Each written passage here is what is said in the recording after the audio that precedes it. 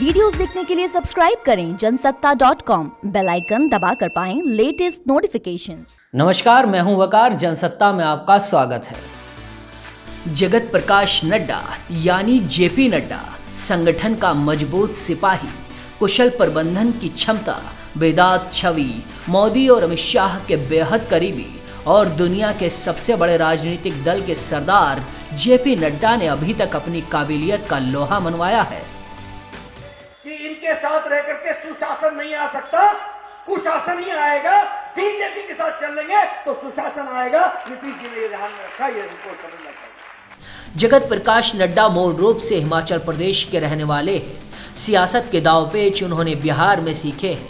1975 में जेपी आंदोलन की आवाज उठनी शुरू हुई तो जेपी नड्डा ने आंदोलन पर सवार होकर सियासत में एंट्री का उद्घोष कर दिया। नड्डा ने एबीवीपी में शामिल होकर राजनीति की शुरुआत की।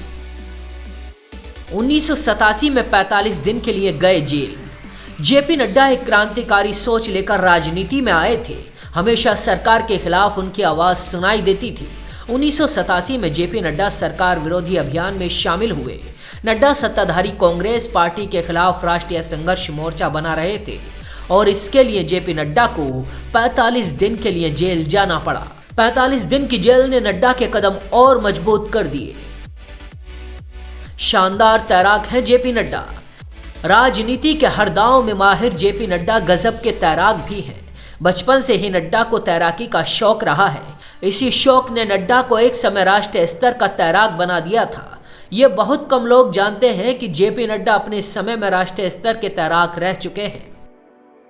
जब हार गए थे बीजेपी के दिग्गज, तब भी जीते थे नड्डा। जेपी नड्डा 1993 में पहली बार चुनावी राजनीति में उतरे और हिमाचल प्रदेश की बिलासपुर सदर विधानसभा सीट से विधायक चुनकर राज्य के विधानसभा में पहुंचे। 1993 में हिमाचल प्रदेश विधानसभा चुनाव में पूरे राज्य में बीजेपी को बहुत बड़ी हार का सामना करना पड़ा।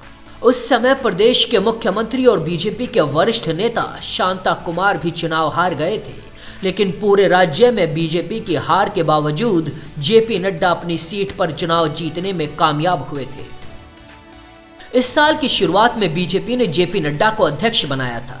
इसके बाद से जेपी नड्डा अब तक बीजेपी को एक साथ कई राज्यों में बम्पर जीत दिला चुके हैं और अपनी नेतृत्व क्षमता साबित कर चुके हैं।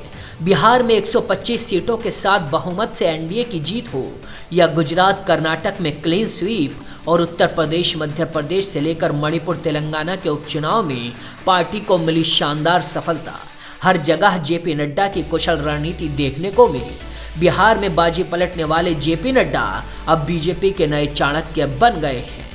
हर छोटी बड़ी खबर के लिए देखते रहिए जनसत्ता.com।